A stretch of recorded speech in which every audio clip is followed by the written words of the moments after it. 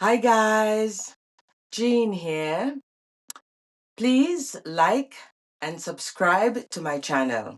I'll be so grateful if you can do that. Thank you so much. Welcome. Tonight I just wanted to chat about how did I arrive living in this beautiful mountain town. Yeah, I used to live in Toronto, Ontario. And after coming to Canada and staying like 5 years in the country, kind of illegal here and there. Guys, I'm not illegal now. I've been in the country for almost going on what? Almost 30 years already. Actually, I think more than 30 years. I've been here for like 35 years already. I'm in my 60s now. I came into the mountain around 1998.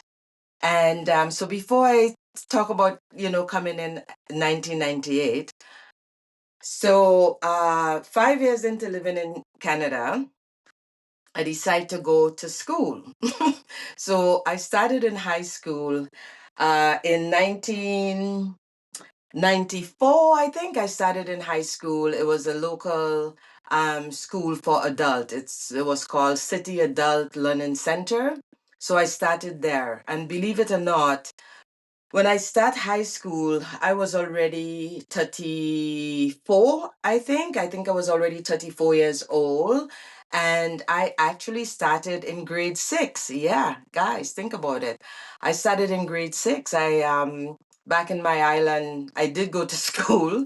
I went to a private school there. I went to public school, then I went to a private school, which was like a Christian school. Maybe I'll tell you guys the story about going to a public Christian school. There's a whole other story. But what I'm saying is that by the time I got here and I went into high school, I realized I didn't really learn too much back home in when it comes to education. I didn't really learn. I wasn't because I needed more attention in school that I didn't get. And because of that, needing more attention. And when I say needing more attention, while I was growing up in Grenada and going to school, mainly I used to get beaten a lot, right? Yeah, I'm good. I have basically did a lot of work on my traumas. So don't, don't get yourself twisted. But I used to get beaten a lot. So obviously I couldn't learn because for me, doing the work, doing the curriculum and not passing a grade or getting a few of my my if I'm doing a test or an exam and getting some wrong, that would lead to me being beaten. And so I think that had a lot to do with the reason why I didn't learn as much as I could back there. The system wasn't set up to protect me so that I can learn a lot. The one thing I was really, really good at was reading. I had no problem reading. I think one of the things, I think when I was around, I don't know, maybe about 13 years old, I found a romance novel. Do you guys remember the Harlequin romance? Well, the older guys is going to remember Harlequin romance. And I got one of those Harlequin romance novel. And I think I read, I think I didn't stop reading from then. I still read a lot. It's something I like doing a lot. So I got back to school here in Canada in the City Adult Learning Center in Toronto and went into high school. When I just about the last year of high school, I was told that I can go to college, which is something I didn't really think about. I thought I would go to high school and get my grade 12. But just when I was finishing, one of my teacher told me it's a good idea to apply to a college. Now, at the time, at the time, all I wanted was when I go to college, I wanted to do hotel management. And that had a lot to do with the fact that I came from a small island where tourism at the time was our biggest industry. And tourism is still our biggest industry in Grenada. So Obviously, I wanted to be in hotel. I wanted to do hotel management because I spent a lot of time around the hotels on the beach back then. So I applied to the George Brown College, and that's the only school I applied to. You have choices. You can apply to at least 3 schools of your choice, but I choose one. I didn't have a plan B or a plan C. I wanted to go to the George Brown College and do hotel management. That's the program I wanted to do. And so I applied to the George Brown College in Ontario, in Toronto. And as it so happened, I got into college. And guys, believe me, I didn't believe that I got into college. You had to pinch me. I mean, the first week of college, the whole first week of college, I was waiting for someone to tell me that they made a mistake so they can throw me out of the school. I just didn't understand how I got in. You have to remember, here I am, a young woman from the Caribbean. I have my imposter syndrome was running my life. I didn't think that I was bright enough. I didn't think I was educated enough to make it to college. But as it so happened, I had already gotten my high school diploma. I didn't do math too much, and I'll tell you maybe about my math story later on. But math is something that just, get all twisted in my mind all the time when I have to do math, especially algebra. Oh my God, it's just my mind goes in a warp when I have to do math. So anyway, I went to George Brown College, and I did my hotel manager program. And while I was in college, I met quite a number of people, but I met this beautiful young woman named Rico from Japan. Because up until going to college, because I arrived from Grenada right into Toronto, I just thought Canada was just Toronto. Don't come for me. Don't come for me. So I knew Canada was big, but I had no intention of going anywhere else but staying in Toronto. I wanted to get my hotel management program because my intention at the time was to get my program and go back to Grenada and manage a hotel. That was my excitement. That's what I wanted to do. That was my dream at that time. And so I got there.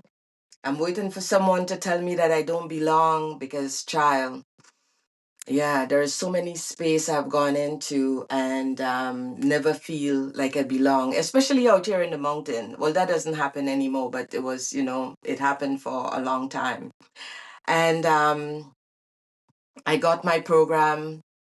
I stayed in school, and Rico constantly told me, Jean, let's go to Banff. She wanted to go to Banff. Her dream was to come to Banff, Alberta, Canada, and work in the Banff Springs Hotel, which is now it's formerly known as the Fairmont. And it's this big, beautiful castle that is nestled right under the mountain, just out downtown, just a bit in Banff. And so what she told me, let's apply to go to Banff. I had no idea where Banff was. I had no idea where Alberta was. I just had no clue. So I thought, okay, we finished school, and I'm going to apply. So we applied, and we did our interview by phone, and both of us got accepted into this program to come to the Banff Springs Hotel, which is now known as the Fairmont Hotel. And when we got here, I remember me packing. I packed all my stuff because my intention was to go back to Grenada and, do the hotel thing there, because I thought that is what I need to do. I need to go home to Grenada. I always wanted to be, somebody. And that is something that I really want to talk about, um, to be somebody. Yeah, I always wanted to be somebody. I think many of us want to be somebody. We don't know who that body is, but we want to be somebody. So I pack all my stuff and I shipped most of it to Grenada.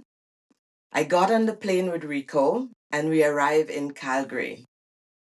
There was a bus. There's a bus, the Brewster bus. So in this out here, you do get the Brewster bus that takes you right up to the hotel.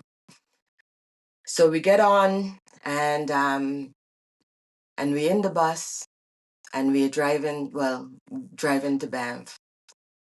And the drive for me was very long because from the time you left Calgary back then in 1998, we came in, I think, April of 1998.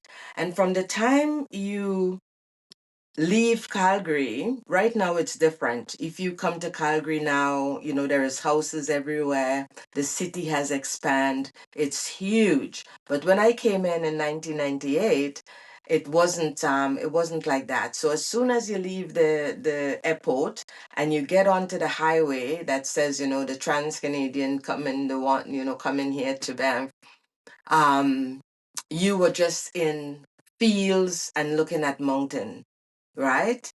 And there was a moment I was sitting on the bus and I thought, oh my God, I think we are lost. I think we are totally lost. I have no idea where we are going. And I'm sitting right, like the driver is driving on the left side here, and I think I was sitting in the seats, both of us, we were sitting in the second seat. When you come into the bus, we were in the second row of the bus, and we were just sitting there, and I'm looking around, and there is just fields and rolling hills, and you can see the Rockies, all the mountain in the background, like, well, in the foreground because we were looking at it, but they were far, far away. And we keep driving, and I thought, we are lost. I have no idea why I made this decision to come to this place with this woman. I don't know what to do. I'm sitting in the bus. I'm afraid. I have never left Ontario. I've never left the big city. And here I am. I'm in the wild, literally in the wild, because as we drive, you can see all the cows grazing and the horses and them just kind of frolicking on the side of the road, literally. And as we drove, the mountain was just coming closer and closer. I've never seen anything like it. It was majestic and big and protective and just, it's almost like, and it was welcoming, you know? And so we drive and drove and drive and drove. And we pass Kenmore, this little town, which is where I'm living now. But prior to living here, I live in Banff for 25 years, and I moved here now, and I'm here in Kenmore for the last, I think it's about 3 years now. I can't believe it's the third year already that I have been in Kenmore. And when we just arrived to get off the exit, the first exit for Banff, as we were driving in, Cascade Mountain was just looming.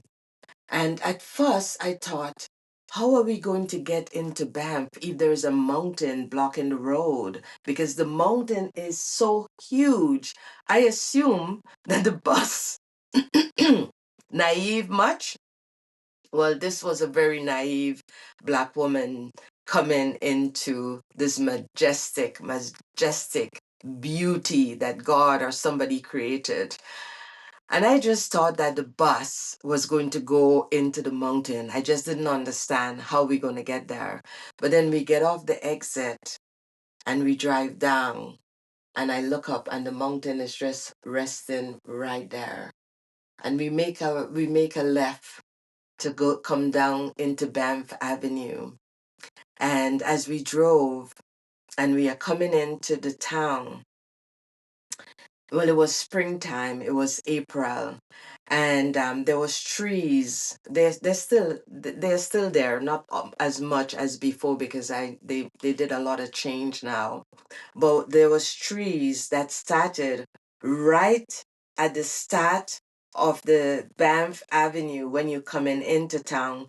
There was lines, the row of trees all the way down that main street, and they were glistering.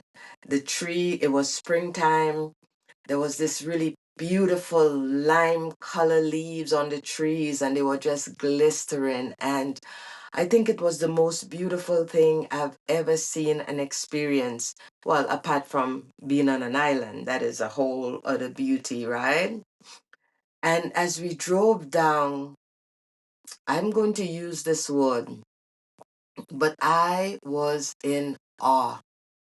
I was in awe of this beautiful place. Yeah, I was in awe of this beautiful little town. And we drove down the town. And when we come to almost the end of Banff Avenue, there was this bridge, and we cross over the Bow River. And when you get down to the bridge, when you're driving down, um, the government have this administration building that they have this beautiful garden that people from all over the world come and walk through this garden. And as you're about to go across the bridge, you're looking at this majestic building, right? That is they call it the administration building because it was for Parks Canada. It's a federal building. And that was at the end of the street with the garden. And we came down, crossed the bridge, and then turned left. And we are driving up to the Banff Springs on Spray Avenue. And as we drove, I'm like, I wonder where we going.